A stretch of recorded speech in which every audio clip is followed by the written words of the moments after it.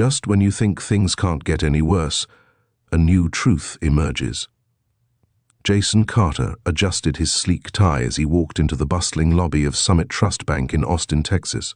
The air was crisp, and the morning sunlight streamed through the large glass windows, casting a warm glow on the polished floors. Jason, the CEO of Horizon Ventures, carried his trusted leather briefcase, a symbol of his hard-earned success. This was supposed to be a routine visit to finalize a significant deposit before heading back to his thriving office. But little did he know, today's visit would turn into an unexpected lesson in humility and understanding. As Jason approached the counter, he noticed the young teller behind the glass, a woman named Sarah Mitchell. Sarah was relatively new to Summit Trust, fresh out of college, eager to prove herself. Her hair was neatly tied back, and her uniform was impeccably pressed. She greeted him with a professional smile. "Good morning, Mr. Carter," Sarah said, her voice friendly yet slightly nervous. "Good morning, Sarah," Jason replied, returning her smile. He slid a crisp check and a bundle of bills through the slot. "I'd like to deposit this, please." Sarah glanced at the check, then back at Jason. Her eyes lingered a moment too long, a flicker of doubt crossing her features. "This line is for business clients only," she stated, gesturing toward another line filled with customers. "I'm sure you're in the right place, Mr. Carter." Jason's smile remained unwavering. "Yes, I am. It's for Horizon Ventures. This is a business account deposit," Sarah reiterated, her tone tightening. "I'll need to see some identification." Jason hesitated, not because he minded, but because of the sharp, almost accusatory tone in her voice. He reached into his pocket and handed her his driver's license. Sarah examined it carefully, flipping it over as if searching for signs of forgery. "Is this your ID?" she asked, her suspicion evident. "Yes," Jason replied calmly. "I've provided all the necessary documents." "Why?" Sarah demanded, setting the license aside and scrutinizing the check. "Where exactly did you get this?" Jason's calm exterior began to show signs of cracking. "I wrote it myself. It's from my company, Horizon Ventures," Sarah scoffed. "And what exactly is your role there?" "I'm the CEO," Jason said simply, though his patience was wearing thin. Sarah's smirk was barely noticeable but unmistakable. She leaned over and pressed a button. "Security," she announced into the intercom as if reporting a disturbance rather than handling a customer. "I might need some assistance." "Is there a problem?" Jason asked, his voice firm yet controlled. Sarah folded her arms.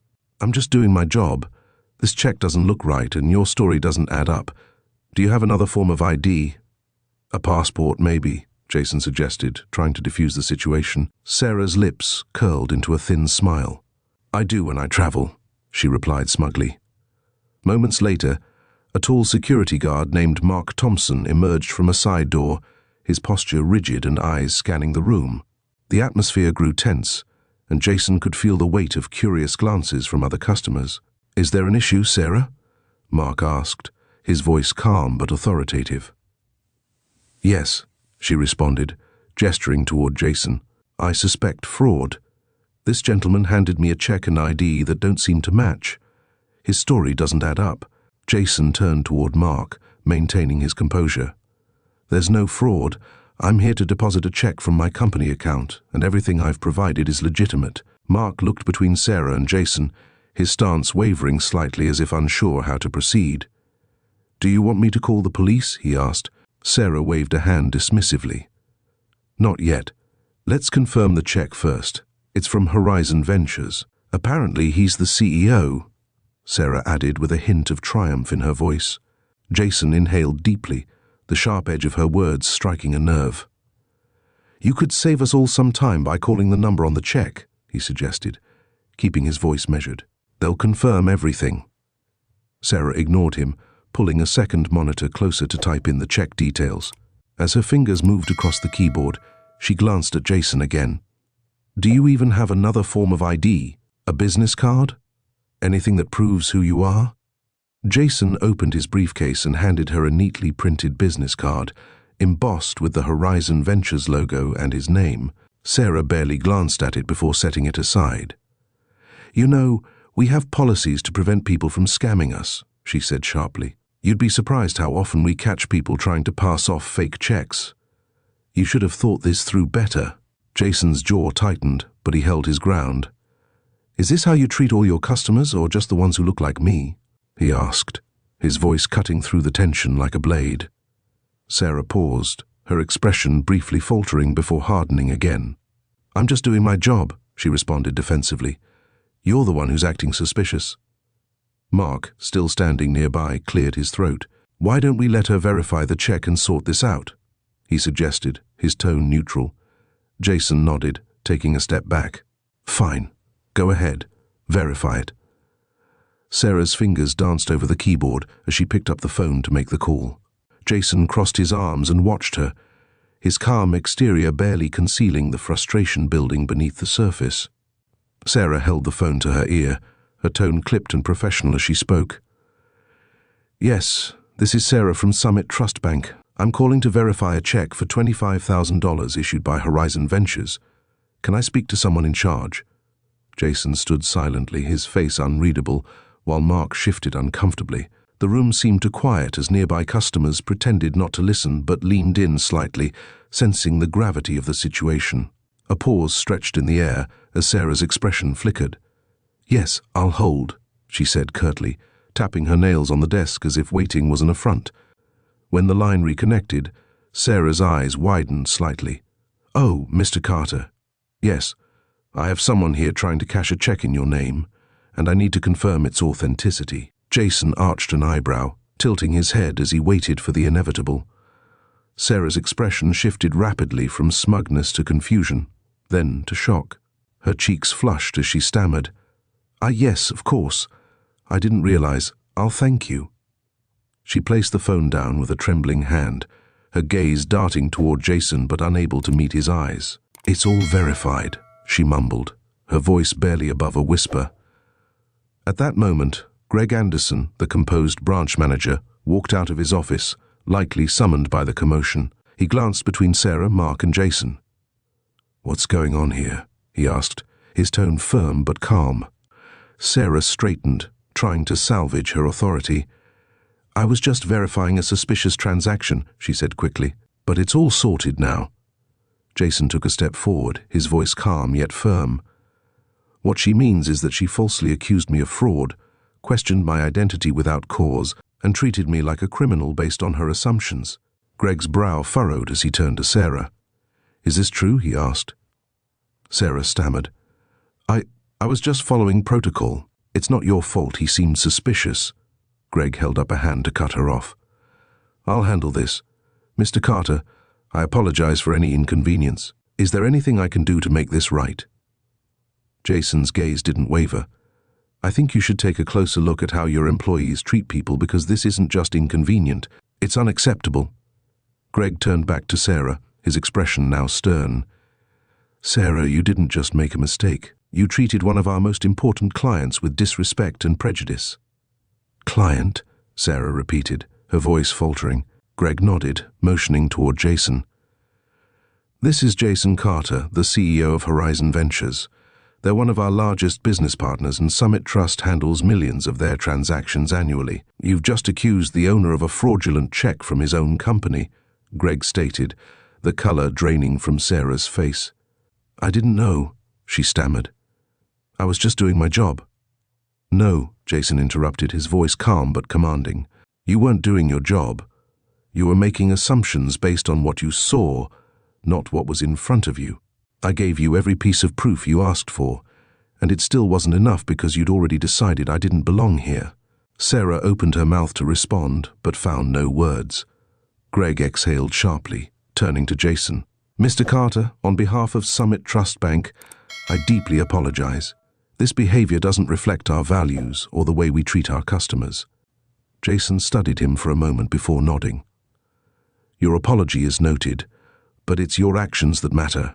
What will you do to ensure this doesn't happen again? Greg's gaze shifted back to Sarah. Effective immediately, Sarah.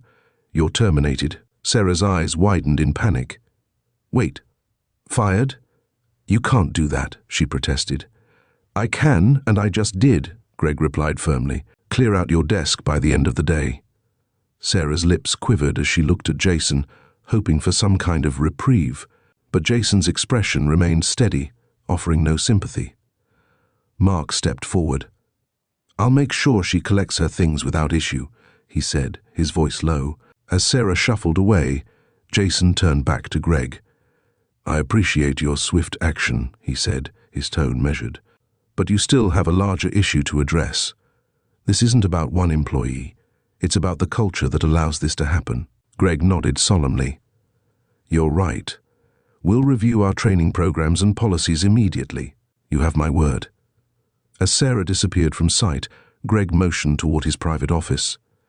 "Mr. Carter, please let me personally assist you with your deposit." Jason glanced around the bank, catching the uneasy stares from other customers. He knew their curiosity wasn't from malice, but the moment still hung heavy with the weight of what had transpired. He nodded at Greg and followed him, briefcase in hand. Inside the office, Greg processed the transaction with precision, offering occasional reassurances that this would never happen again. When the deposit was complete, Greg leaned forward slightly, his tone earnest. "Mr. Carter, I can't apologize enough for what happened today. It was unacceptable." Jason regarded him calmly. "Apologies are important, Greg, but they're not the solution. What matters is making sure this doesn't happen to someone else, someone who might not have the resources or the position to defend themselves." Greg nodded solemnly. "We'll take action. That's a promise." Jason stood, slipping his receipt into his briefcase. He paused at the door, turning back. "And one more thing, educate your team. A lesson on respect and equality can go further than firing someone." Greg straightened, his expression resolute. "Understood." As Jason stepped back into the main lobby, he paused. He wasn't one to make speeches, but the room felt different now, quieter, more reflective. The customers who had witnessed the incident were still watching, their curiosity now tinged with something else, respect, perhaps, or shame. "Don't judge someone by how they look," Jason said, his voice steady but loud enough to carry. "You might be looking at the very person who could change your life." He gave a small, polite nod to the onlookers and walked out of the bank, the sunlight greeting him like an old friend. Outside, he stood for a moment, taking in the fresh air. His frustration from earlier had shifted into something more productive, a determination to keep pushing boundaries, not just for himself, but for everyone who'd ever been doubted or overlooked. Inside, Greg called a staff meeting. Sarah's empty chair at the front desk would remain a silent reminder of the change that needed to happen, not just at Summit Trust Bank, but in every corner of society where assumptions still outweighed understanding. What would you have done in Sarah's place? Share your thoughts in the comments below. Jason walked away with a sense of accomplishment, knowing that today's events had sparked a necessary conversation about prejudice and respect. Summit Trust Bank began implementing comprehensive training programs focused on cultural sensitivity and unbiased customer service. Employees were encouraged to reflect on their actions and strive for a more inclusive environment. Meanwhile, Jason's experience became a catalyst for positive change within his own company. Horizon Ventures started a partnership with Summit Trust to host workshops on diversity and inclusion, fostering a community where every individual felt valued and respected. Months later, Summit Trust Bank saw a noticeable improvement in customer satisfaction and employee morale. The story of Sarah Mitchell's mistake and the subsequent actions taken by Greg and Jason became a case study in many business schools, highlighting the importance of empathy and the dangers of unchecked assumptions. Jason continued to lead Horizon Ventures with the same unwavering integrity, now even more committed to championing diversity in the corporate world. He often reflected on that day at the bank, using it as a reminder that true leadership wasn't just about success in business, but also about fostering a culture of respect and understanding. As for Summit Trust Bank, the lessons learned from that incident rippled through the organization, transforming it into a model of excellence in customer service and employee relations.